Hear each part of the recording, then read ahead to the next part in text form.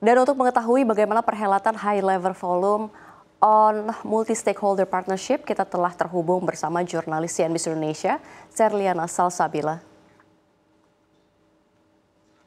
Ya Shirley, hari terakhir perhelatan HLF MSP, bagaimana hasil dari forum internasional ini? Ada rekomendasi dan aksi apa saja yang dihasilkan? Shirley, silahkan. Ya, Safira, gelaran High Level Forum on Multi-Stakeholder Partnership atau HLF MSP 2024 telah sukses terlaksana. Sedikit kelas balik begitu ya.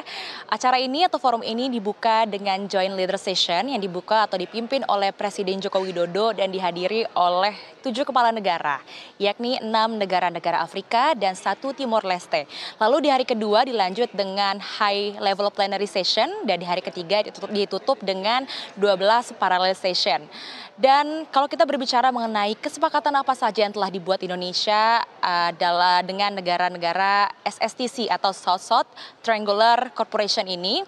Yang pertama, jika selama ini kerjasama SSTC atau South-South Triangular Corporation ini bersandar kepada bantuan, kedepannya kerjasama antara Indonesia dan juga negara-negara SSTC ini akan berfokus atau bersandar kepada platform, yakni berupa trade and investment. Tentu saja ini akan memberikan warna baru dalam kerjasama Indonesia dengan negara SSTC.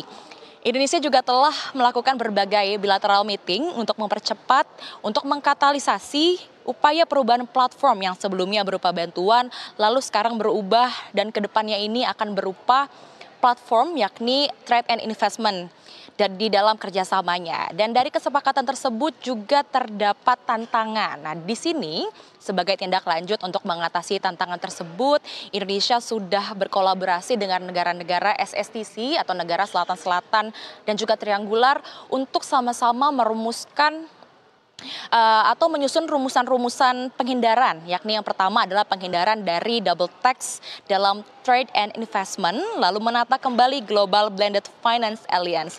Dan kesepakatan lainnya yang berhasil dicapai ini yang kedua yakni pemerintah Kongo berhasil memborong pesawat berjenis N219 yang dibuat oleh PT Dirgantara Indonesia dengan nilai kisaran investasi atau nilai kontrak sebesar 60 juta US dollar. Dengan estimasi atau nilai tersebut, ini merupakan suatu momentum yang baik dalam membangun ekosistem pesawat terbang di tanah air. Lalu selain itu, PT DI dan Edit Trade Belgium Company, yakni adalah mitra pemerintah Republik Senegal dan Republik Demokratik Kongo, juga menandatangani framework agreement pengadaan 2 unit pesawat untuk Angkatan Udara Kongo, serta kontrak perawatan periodic inspection untuk 2 unit pesawat milik Angkatan Udara Senegal.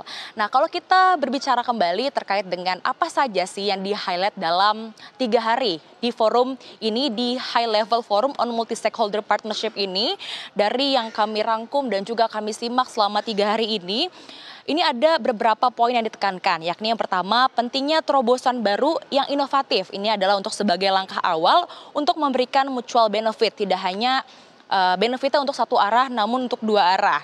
Dan forum ini diharapkan untuk mempererat atau mendorong hubungan ekonomi Indonesia dan juga negara Afrika maupun Selatan-Selatan melalui kerjasama perdagangan dan juga investasi atau trade and investment. Lalu yang kedua, keterbatasan di sini untuk mencapai SDGs adalah pembiayaan. Maka dari itu, lewat pembahasan HLF MSP 2024 ini tentu saja salah satunya menekankan adanya blending finance yang tidak hanya mengandalkan satu sumber pembiayaan saja, yakni dari pemerintah. Dan yang terakhir adalah untuk menjadikan blue economy sebagai mesin pertumbuhan ekonomi. Tidak hanya untuk Indonesia, melainkan juga untuk negara selatan-selatan dan untuk negara-negara berkembang lainnya dan negara-negara yang tentu saja ini nantinya akan menghasilkan nilai tambah tidak hanya dari sumber laut, misalnya di Indonesia.